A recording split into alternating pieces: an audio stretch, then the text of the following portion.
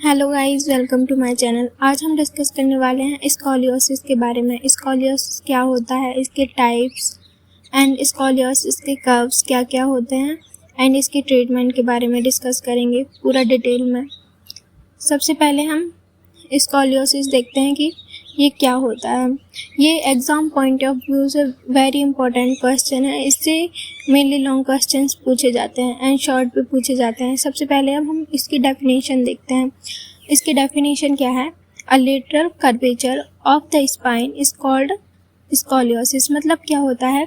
जो लेटरल मतलब जो मुड़ जाती है स्पाइन, उसी को हम क्या बोलते हैं? Scoliosis. It is usually associated with vertebral rotation and may cause trunk asymmetry. मतलब ये क्या होती है? मेनली एसोसिएटेड होती है जो वर्टिब्रा की रोटेशन से। जैसे वर्टिब्रा की रोटेशन हो जाती है, इसकी वजह से ये हो सकती है। एंड ये क्या करती है? ट्रंक एसिमेट्री कॉज करती है। इसके बाद इसके टाइप्स कौन कौन से हैं? इसके जो टाइप्स हैं वो मेनली 2 होते हैं। जो पहला है वो है पोस्चरल, या इसको बोलते हैं नॉन स्ट्रक्चरल स्कॉलियोसिस। एंड जो सेकंड है उसको बोलते हैं स्ट्रक्चरल स्कॉलियोसिस। जो पोस्चरल स्कॉलियोसिस होता है, पोस्चरल या नॉन स्ट्रक्चरल। पोस्चर का मतलब क्या होता है कि जो हमारा बॉडी का पोस्चर है, ठीक है। अब ये किसकी वजह से होगा? There are no structural changes in the vertebra. मतलब जो नॉन स्ट्रक्चरल है, मतलब जो वर्टिब्रा की बॉडी है, वर्टिब्रा है, उसमें कोई भी चेंजेस नहीं होंगे। The curve is flexible and correctable. It occurs due to functional causes which can be removed. मतलब ये किसकी वजह से होता है? हमारे रॉन्ग पोस्चर की वजह से होता है। इसमें जो वर्टिब्रा होते हैं उनके स्ट्रक्चर में कोई भी चेंजेस देखने को नहीं मिलता। ये किसकी वजह से हो सकते हैं? पुअर पोस्चर की वजह से, लेग लेंथ डिस्क्रिपेंसी की वजह से, मसल स्पाज्म की वजह से हो सकता है, सियाटिका या साइकोलॉजिकल फैक्टर्स की वजह से। अब जो स्ट्रक्चरल स्कॉलियोसिस होता है, स्ट्रक्चर का मतलब होता है कि जो स्ट्रक्चर है वर्टिब्रा उसमें चेंज आएगा। तो ये क्या है? There are permanent structural deformity of the vertebra. मतलब जो वर्टिब्रा के स्ट्रक्चर है उसमें डिफॉर्मिटी आ जाती है। Vertebral rotation is present. मतलब इसमें क्या होता है? जो वर्टिब्रा हैं वो रोटेट कर जाते हैं। And curve is fixed and not completely correctable. And जो कर्व होता है, जो स्कॉलियोसिस हो जाता है, वो क्या होता है? फिक्स रहता है, ये कम्प्लीटली करेक्ट नहीं हो सकता। इसके टाइप्स होते हैं स्ट्रक्चरल स्कॉलियोसिस के, वो 3 टाइप्स हैं। सबसे पहला है इडियोपैथिक, सेकंड है पैरालिटिक एंड थर्ड है कंजेनाइटल। पहले हम समझते हैं आइडियोपैथिक स्कॉलियोसिस के बारे में। जो इडियोपैथिक स्कॉलियोसिस होता है वो मोस्ट कॉमन टाइप होता है। 80 to 85% जो लोग हैं उनमें इडियोपैथिक स्कॉलियोसिस ही मिलता है देखने को। इसका जो कॉज होता है वो तो अननोन होता है, और ये यूजुअली क्या होता है? जो चिल्ड्रन होते हैं 10 से 20 साल के, उनमें देखने को मिलता है। एंड मोस्ट कॉमन होता है गर्ल्स में। एंड कॉमनली थोरेसिक कर्व, मतलब जो थोरेसिक कर्व है वहाँ से स्कॉलियोसिस देखने को मिलता है। एंड जो प्रोग्रेस टिल स्केलेटल मैच्योरिटी, मतलब जब तक स्केलेटल डेवलप करता है तब तक ये बढ़ता जाता है धीरे धीरे। एंड इसके जो कॉजेज होते हैं वो अननोन होते हैं। मेनली ये जेनेटिक फैक्टर्स हो सकते हैं, हार्मोनल हो सकते हैं, न्यूरोमस्कुलर इनकोऑर्डिनेशन की वजह से हो सकता है, ग्रोथ डिस्टर्बेंस, पोस्चरल हैबिट्स या अदर कॉजेज हो सकते हैं। इसके बाद हम देखते हैं पैरालिटिक स्कॉलियोसिस। पैरालिटिक स्कॉलियोसिस क्या होता है? Caused by paralysis of muscles on one side of the trunk. मतलब क्या होता है? जब जो हमारी ट्रंक की मसल्स हैं वो एक साइड से पैरालिसिस हो जाता है इनमें, तो हमें ये देखने को मिलती है। इसमें क्या होता है? Muscle imbalance leads to curvature. मतलब जो मसल होंगी वो इम्बैलेंस हो जाएंगी, पैरालिसिस हो जाएगा तो वो क्या होगा? इम्बैलेंस हो जाएंगी। इसकी वजह से हमें कर्वेचर देखने को मिलता है।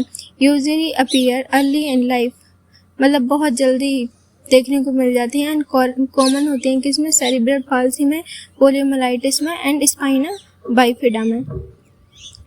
एंड क्या होता है? जो कर्व होता है वो यूजुअली सी शेप होता है with convexity towards the paralysed muscle.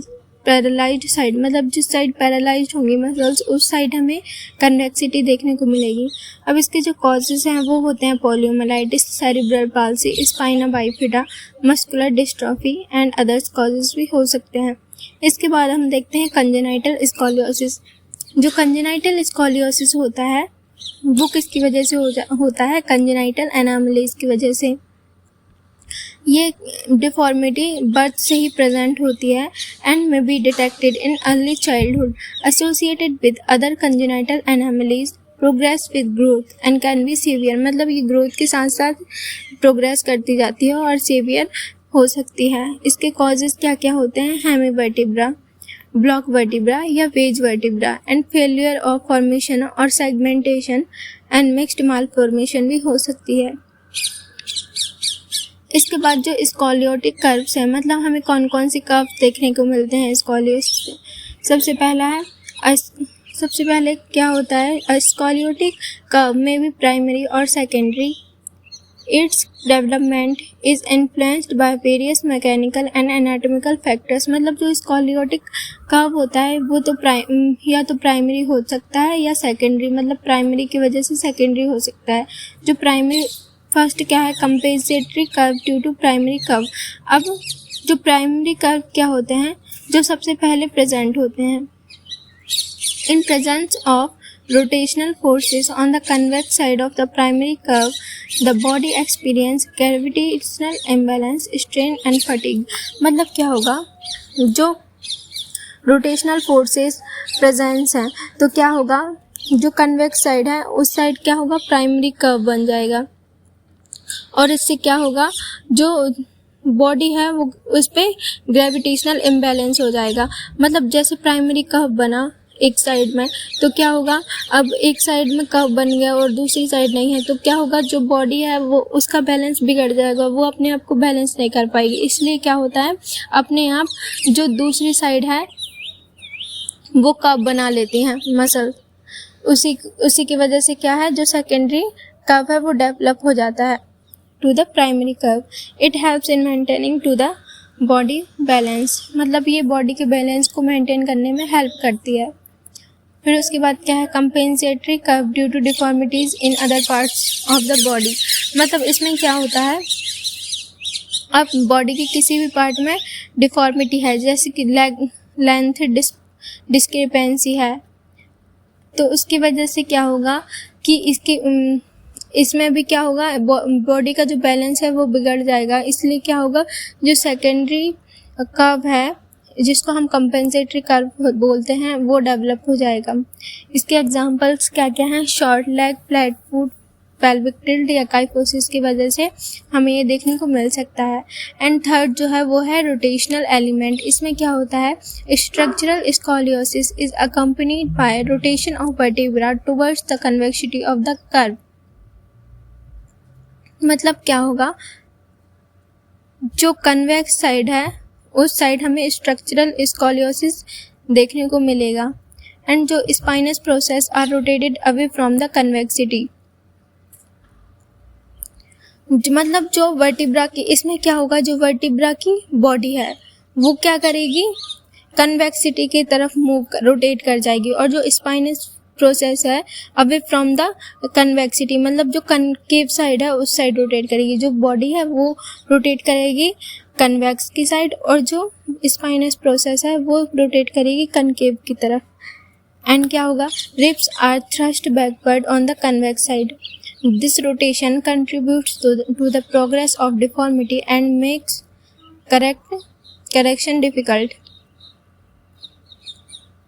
इससे क्या होता है? इस रोटेशन से क्या होता है? जो स्कॉलियोसिस है वो प्रोग्रेस हो जाता है, मतलब जो डिफॉर्मिटी है वो धीरे धीरे बढ़ने लगती है एंड इसका करेक्शन मुश्किल हो जाता है। इसके बाद कोर्स एंड प्रोग्नोसिस, मतलब ये किस पे डिपेंड करता है? एज ऑफ ऑनसेट पे कि कब हुआ है ये स्कॉलियोसिस। टाइम ऑफ डिटेक्ट, मतलब कब हमने डिटेक्ट किया। Site of primary curve and institution of the treatment पे डिपेंड करता है इसका कोर्स एंड प्रोग्नोसिस। अगर अर्ली ऑनसेट है तो मोर progression.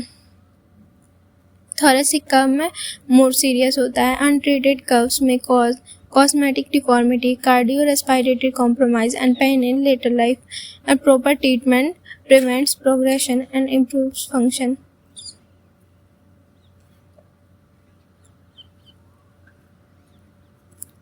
Congenital scoliosis. Congenital anomalies of vertebra such as hemivertebra or block vertebra cause congenital scoliosis.